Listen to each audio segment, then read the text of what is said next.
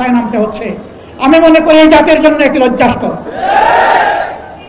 আমরা বারবার দাবি তুলেছি, তাদেরকে স্বীকৃতি দিন, সাংবিধানিক স্বীকৃতি দিন, তাদের প্রতি মর্যাদা দেখা।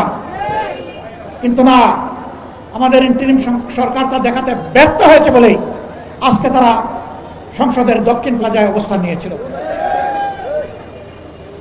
আমরা শুনেছি এখন সরকার এই বিষয়টা গুরুত্ব সহকারে নিয়েছেন, কিন্তু এর মাঝে কিছু অসুন্দর কাজ হয়েছে কিনা আমি নিশ্চিত না। যদি হয়ে থাকে তাহলে আমি ব্যথিত, দুঃখিত, লজ্জিত। এই যারা জালিমের হাতে মার খেয়েছে, আজকে ইন্টারিম সরকারের পুলিশের হাতেও যদি তারা মার খায়, এ লজ্জা আমরা কোথায় রাখবো? আমরা সরকারকে বলবো, দয়া করে নিজেদের দায়িত্বের প্রতি আপনারা সুবিচার করুন। আমরা আর তাদেরকে রাস্তায় দেখতে চাই না। আর অনেকে দাবি দাওয়া নিয়ে নেমেছেন, অনেকের দাবি দেওয়ার জুলাই যোদ্ধাদের দাবি দেওয়া এক না, এটাকে ভিন্ন মর্যাদার চোখে অবশ্যই দেখতে হবে। বন্ধুগণ, আসলে যে সমাজের সর্বাঙ্গে ব্যথা, আপনি মলম লাগাবেন কোথায়? দুর্নীতিতে এই সমাজ পুরোপুরি ছেয়ে আছে। আগেও ফ্যাসিজমের সময় দুর্নীতি হয়েছে, এখন আরো বিপুল শক্তিতে এখন দুর্নীতি হচ্ছে। কোথাও মানুষের কোনো শান্তি নেই, নিরাপত্তা নেই, ইজ্জত নেই। প্রতিদিন চাঁদাবাজি, এইটা সেইটা কেন্দ্র করে অহরহ মহৎ হচ্ছে, দুর্ঘটনা ঘটে চলছে। এর তো সমাপ্তি অবশ্যই হতে হবে। কে করবে এই সমাপ্তি? যারা নিজেরা ধৈর্য ধরে দায়িত্বশীলতার পরিচয় দিচ্ছে, যারা দেশের মানুষকে নিয়ে আগামীর একটি নতুন বাংলাদেশের স্বপ্ন দেখে, তারাই কেবল পারবে এই যন্ত্রণা থেকে জাতিকে মুক্ত করতে। আমরা একটি নিপীড়িত সংগঠন, আমাদের সাথে যে আচরণ করা হয়েছে, এই পাক ভারত উপমহাদেশে কারো সাথে সেই আচরণ করা হয়নি। বাংলাদেশের ইতিহাসে কারো সাথে সেই আচরণ করা হয়নি। এক এক করে আমাদের 11 জন নেতা সহ হাজারো সহকর্মীকে হত্যা করা হয়েছে। এর পাশাপাশি হাজার হাজার সহকর্মীকে পঙ্গু করা হয়েছে, চাকরি ছাড়া করা হয়েছে, বাড়ি ছাড়া করা হয়েছে, বাড়িঘর বুলডোজার দিয়ে ভেঙে দেওয়া হয়েছে, সবগুলো অফিস বন্ধ করে রাখা হয়েছে, আমাদের প্রতীক কেড়ে নেওয়া হয়েছে। আমাদের সংগঠনকে দিশেহারা সরকার শেষ পর্যন্ত নিষিদ্ধ ঘোষণা করেছে। বলেন, এটা আর কারো প্রতি করেছে? কোনো কালে করেছে? কারো প্রতি এটা হয়নি।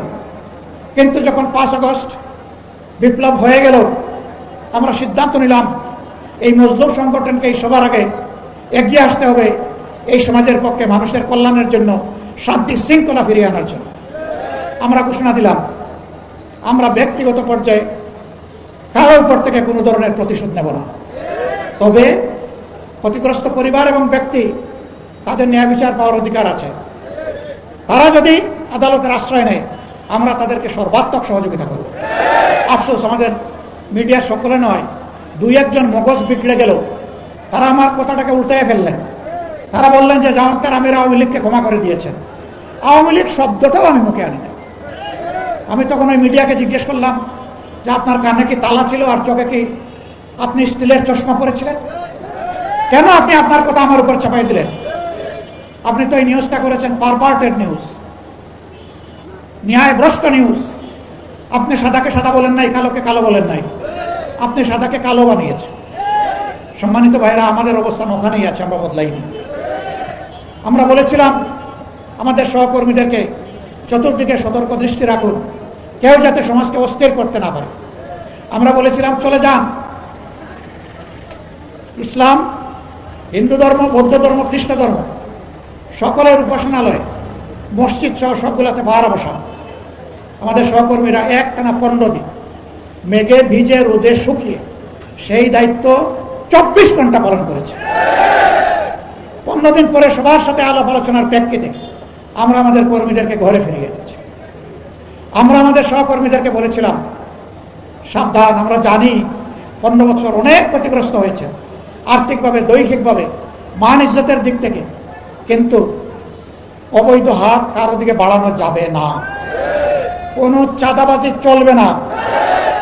আমরা কোনো চাঁদাবাজ দেখতে চাই না।